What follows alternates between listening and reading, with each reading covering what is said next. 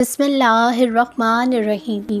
السلام علیکم ورحمۃ اللہ وبرکاتہ۔ ناظرین، آپ سب کو ربیع الاول کا چاند بہت بہت مبارک ہو۔ ربیع الاول اور شیطان کی چال۔ ایک پاکستانی حضرات فرماتے ہیں کہ ربیع الاول کا مبارک مہینہ شروع ہوا تو ایک صاحب نے مجھے میسج کیا کہ حضور پاک صلی اللہ علیہ وسلم کی ولادت 12 ربیع الاول کو نہیں ہوئی تھی، 8 کو ہوئی تھی۔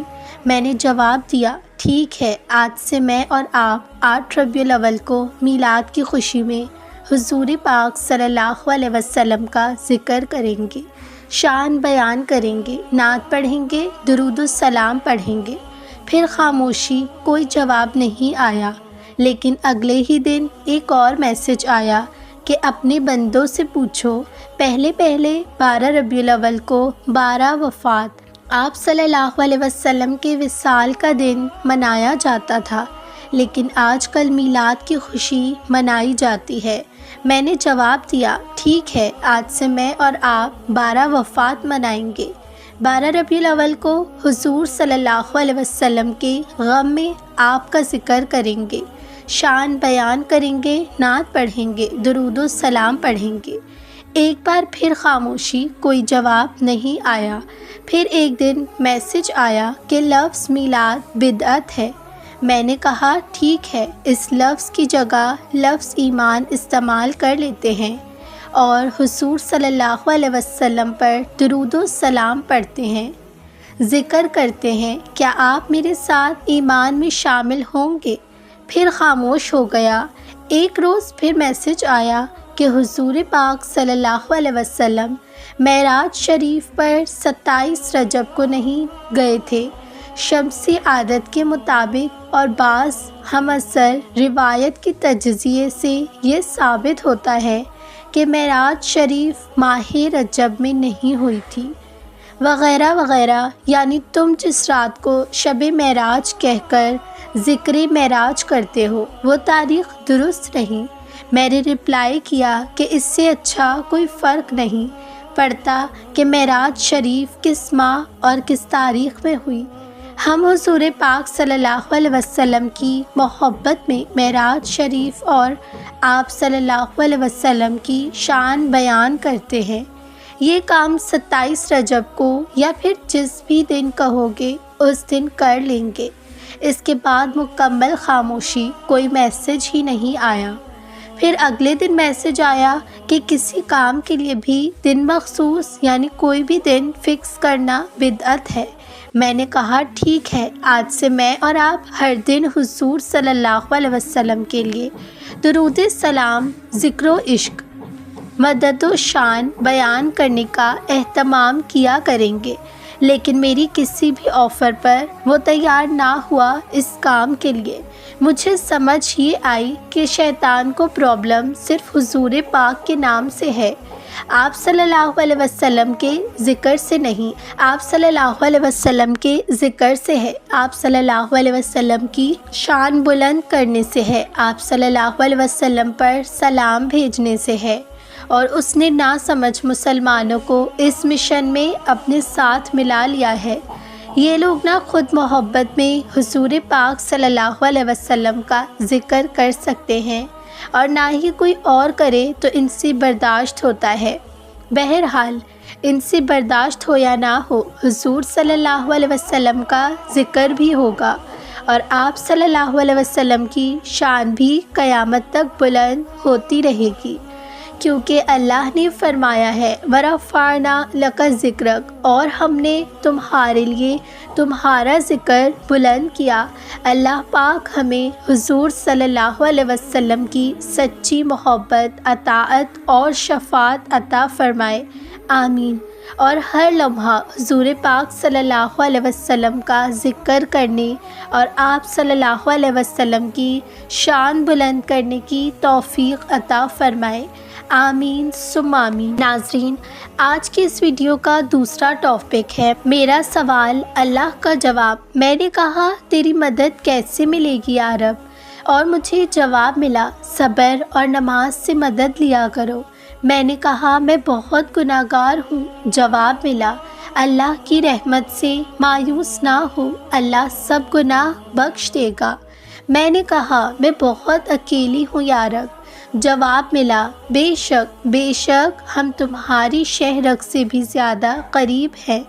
میں نے کہا کوئی مجھے یاد نہیں کرتا۔ جواب ملا تم مجھے یاد کرو، میں تمہیں یاد کروں گا۔ میں نے کہا میرے دل کو سکون نہیں آ رب۔ جواب ملا بے شک اللہ کی یاد میں ہی دلوں کو سکون اور اطمینان ہے۔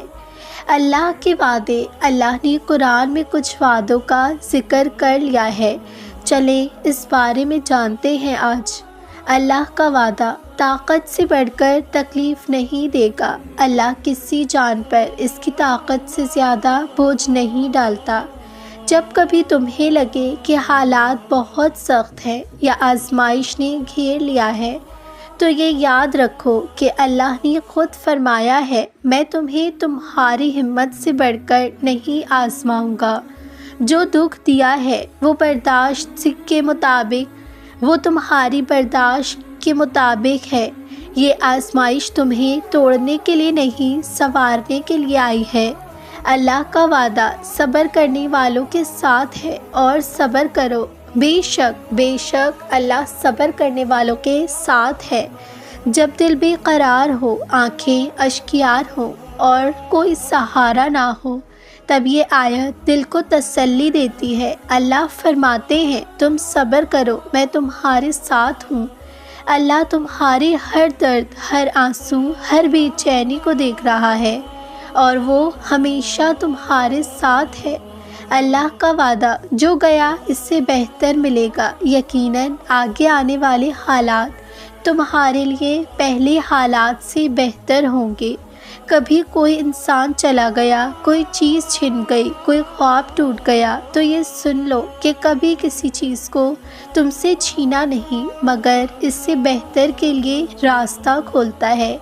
یہ آیت رسول کریم صلی اللہ علیہ وسلم کے دل کو تسلی دینے کے لیے نازل ہوئی تھی، اور آج ہمارے لیے امید کی سب سے خوبصورت روشنی ہے۔ اللہ کا وعدہ ہے کہ ہر مشکل کے ساتھ آسانی ہے، بے شک ہر مشکل کے ساتھ آسانی ہے۔ زندگی کبھی ہمیشہ ایک جیسی نہیں رہتی، مشکلات آتی ہیں، مگر ان کے ساتھ ساتھ اللہ آسانیاں بھیجتا ہے۔ غور کریں، آیت میں ہے کہ مع العسر یسرا، یعنی ساتھ آسانی ہے، بعد میں نہیں۔ اس کا مطلب جس لمحے آپ کو مشکل محسوس ہو رہی ہے، اسی وقت کوئی نہ کوئی آسانی بھی آپ کے ارد گرد ہے۔ اللہ سے دعا، یا اللہ میں صرف تجھ پر ہی بھروسہ کرتی ہوں، میری اپنی کوئی طاقت نہیں ہے۔ جب سب کچھ ٹھیک چل رہا ہوتا ہے تو میں جانتی ہوں کہ یہ سب تیری طرف سے ہے، میری اپنی کوئی اوقات نہیں۔ میری آزمائشوں میں میری تجھ پر ہی بھروسہ کرتی ہوں، میری فتنوں اور مشکلوں میں بھی تجھ پر ہی یقین رکھتی ہوں۔ میری کامیابی اور وقتی ناکامی سب تیرے ہاتھ میں ہے۔ میری روح بھی میری اپنی کوئی طاقت نہیں۔ یا جبارو، یا کریمو، یا مالکو، یا غفارو، الودودو، العزیزو، یا عزیزو، یا لطیفو، میں تیری رحمت کے بغیر کچھ بھی نہیں کر سکتی، نہ جی سکتی ہوں۔ مجھے ہر برائی سے بچا، میری نکلنے اور لوٹنے کی ہر راہ میں ہدایت عطا فرما، اس وقت، آج کے دن اور اس دن تک جب تک تو نے میری موت کا وقت لکھا ہے۔ یا اللہ، انشاءاللہ یہ دعا انشاءاللہ بہت زیادہ طاقتور ہے، اس سے جتنے لوگوں تک پہنچا سکو ضرور پہنچاؤ، اور آپ بھی یہ دعا ضرور کیجیے۔ آپ حیران ہو جائیں گے جان کر کہ کتنے لوگ اس دعا کے سخت ضرورت مند ہیں۔ ناظرین، امید کرتی ہوں آپ کو آج کی ویڈیو اچھی لگی ہوگی۔ اگر اچھی لگی ہے تو میرے چینل کو ضرور سبسکرائب کیجیے، برابر میں دیے گئے بیل بٹن کو بھی پریس کر دیجیے تاکہ میری ہر نئی آنے والی ویڈیو کا نوٹیفیکیشن آپ تک ضرور پہنچے۔ جزاک اللہ خیرا۔ ہر چیز کا ایک وقت مقرر ہے، تمہیں دیر سے ملے گا مگر کمال کا ملے گا۔ یہ دیر رب کی حکمت ہے، جب تمہیں صبر کے دائرے میں رکھ کر روکا جاتا ہے تو سمجھو تمہارے لیے خاص تیاری ہو رہی ہے۔ جو چیز تمہیں جلدی ملتی ہے وہ عارضی ہوتی ہے، جو دیر سے ملتی ہے وہ زندگی بدل دیتا ہے۔